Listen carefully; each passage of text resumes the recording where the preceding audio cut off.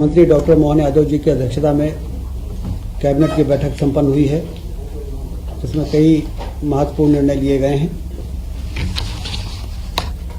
अपर नर्मदा परियोजना, राघोपुर बहुउद्देशीय परियोजना और बसानिया बहुउद्देशीय परियोजना के डूब प्रभावितों के लिए विशेष पैकेज जो प्रावधान था, उसमें 1782 करोड़ रुपए और विशेष पैकेज के रूप में स्वीकृत हुआ है।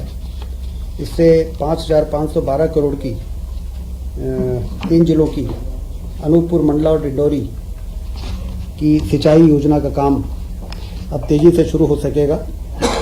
इन तीनों जिलों में 71,967 हेक्टेयर जमीन सिंचाई होगी और 125 मेगावाट की बिजली का उत्पादन भी होगा। कुल मिला के डूब प्रभावितों के लिए एक बहुत बड़ी राहत विशेष पैकेज के द्वारा आज स्वीकृत हुई है। मुख्यमंत्री ग्राम सड़क एवं अवसंरचना योजना के सूचकांक को भी 2 से 3 किया गया है। इससे 3,810 कार्य जो लगभग 693.76 करोड़ के, अब उनको भी ये जारी हो सकेगा और उनके काम पूरे किए जा सकेंगे। भोपाल और इंदौर मेट्रो रेल परियोजना के संचालन और रखरखाव के लिए राजस्व मद में बजट का प्रस्ताव आज कैबिनेट में लाया गया था। 25-26 के लिए 90.67 करोड़ की राशि का प्रावधान किया गया है, क्योंकि जैसा भारत सरकार के साथ MOU होता है कि आमदनी और व्यय में जो अंतर होता है उसको राज्य शासन को वहन करना पड़ता है।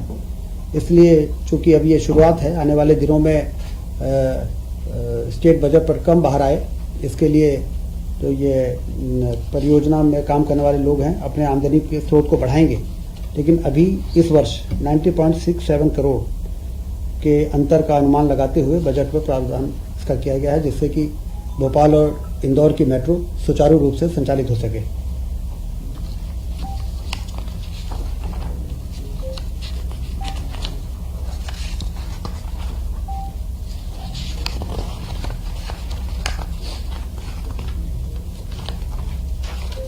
मुख्यमंत्री उद्यम क्रांति योजना 26-27 से लेकर 30-31 तक निरंतर रखने का प्रस्ताव था, जिसको मंजूरी मिली है। उद्यम क्रांति योजना से काफ़ी लाभ मिल रहा है निवेशकों को। इस योजना के अंतर्गत 905.25 करोड़ के व्यय के लिए भी स्वीकृति आज कैबिनेट ने दी है। योजना के तहत प्रदेश के 18 से 45 वर्ष के जो स्थानीय युवा को स्वरोजगार हेतु 50,000 से 50 लाख तक का ऋण बैंक द्वारा स्वीकृत किया जाता है। शासन द्वारा 3% प्रतिवर्ष ब्याज में अनुदान तथा 7 वर्ष तक ऋण गारंटी फीस अनुदान दिया जाता है। इस योजना को आने वाले 5 वर्षों के लिए सैंक्शन किया गया है। वन विज्ञान केंद्र की स्थापना होगी। जैसे कृषि विज्ञान केंद्र होते हैं, उसी प्रकार से वन विज्ञान केंद्र एक नया नवाचार है। ये 25-26 से लेके 29-30 तक राज्य में 6 वन विज्ञान केंद्र की स्थापना होगी। इसमें उसके सेटअप के लिए 48 करोड़ रुपए मंजूर किए गए हैं। वन विज्ञान केंद्र की स्थापना प्रदेश में वन क्षेत्र के बाहर वानिकी विस्तार गतिविधियों को बढ़ाने, वन भूमि की उत्पादकता बढ़ाने, काष्ठ के विदोहन से अतिरिक्त आय के साधन हेतु जागरूकता बढ़ाने, रिसर्च, एग्रो फॉरेस्ट्री को कैसे बढ़ाया जा सकता है। अशासकीय संस्था द्वारा भी वन विज्ञान केंद्र की स्थापना वन विभाग की अनुमति से की जा सकेगी। ये प्रस्ताव कैबिनेट में आया है। ये कहाँ स्थापित होंगे? अभी ये तय होगा, अभी तय होना है। अभी प्रथम चरण में 6 है, उसके बाद और बढ़ाया जाना है कि नहीं बढ़ाया जाना है, ये फिर कैबिनेट में अलग से आएगा। राज्य शासन में कार्यरत कर्मियों के पदों से संबंधित अस्थायी और स्थायी पद का अंतर समाप्त किया गया है। 10 प्रकार के जो वर्गीकरण होते हैं कर्मचारियों के, नियमित, संविदा और आउटसोर्स, अंशकालीन और कई प्रकार के, तो उसमें कर्मचारियों को रिटायरमेंट के बाद, प्रोबेशन के बाद कई चीज़ों में जो परेशानियां आती थी, अब वो 10 श्रेणी के बजाय 5 श्रेणी ही रहेंगी और काफ़ी इससे कर्मचारी वर्ग को राहत मिलेगी। कौन सी इसमें नियमित, संविदा, आउटसोर्स, अंशकालीन, इस प्रकार के जो आवश्यक श्रेणी हर विभाग के सहमत के बाद तय हुई है वो लोग रहेंगे। बाकी बहुत से ऐसे श्रेणियां थी जिसकी आवश्यकता महसूस नहीं हो रही थी और उनको कर्मचारियों को भी परेशानी होती थी। तो ये बहुत ही महत्वपूर्ण निर्णय आज कैबिनेट ने लिया है।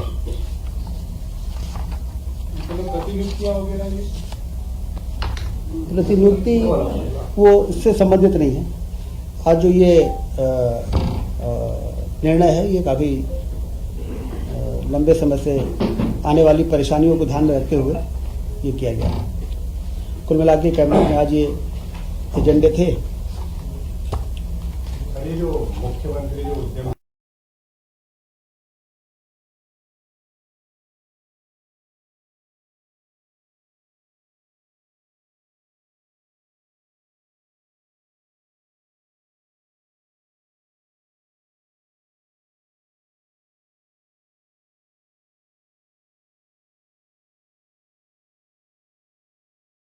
तो लगातार रिव्यू होता है कि कितने आवेदन आए हैं, किस जिले में कितने आए हैं, कितने सैंक्शन हुए हैं। और इंडस्ट्री में तो ख़ास तौर से आप देखिए कि मुख्यमंत्री जी जिस प्रकार से रुचि ले रहे हैं, तो चाहे वो मेजर इंडस्ट्रीज हो चाहे एमएसएमई हो, तेज़ी के से निवेश हो रहा है। और इसका जो अभी तक का परिणाम है जीआईएस के बाद, जीआईएस में लगभग 30 लाख करोड़ रुपए की निवेश के कंसेंट आए थे और 8 लाख करोड़ रुपए के काम शुरू हुए हैं। 6 लाख करोड़ के काम शुरू हैं और 2 लाख करोड़ रुपए के निवेश से संबंधित गृह मंत्री जी मध्य प्रदेश आ रहे हैं, उसमें उसके भूमि पूजन भी करेंगे। तो कुल मिला के 30% जो लोगों ने एमओयू किया था, एक्सप्रेशन ऑफ इंटरेस्ट दिया था, उसका 30% जमीन पर उतर जाना ये अपने आप में अभूतपूर्व है।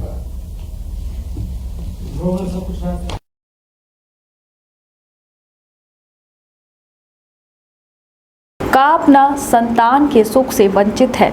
अब बहनें संपर्क करें विंध्य क्षेत्र के विख्यात पहिल टेस्ट ट्यूब बेबी सेंटर से। महिला से संबंधित कोनो गंभीर समस्या के खातिर संपर्क करें प्रतिदिन पुराना तीर्थ मेमोरियल अस्पताल कुटेही रीवा। संपर्क कर सके थे 8821000416 पर या 0766235245 पर। डॉक्टर बीना मिश्रा, स्त्री रोग एवं बांझपन विशेषज्ञ से प्रथम आईवीएफ क्लिनिक, आईवीएफ में उच्च तकनीकी लेजर हैचिंग के उपयोग,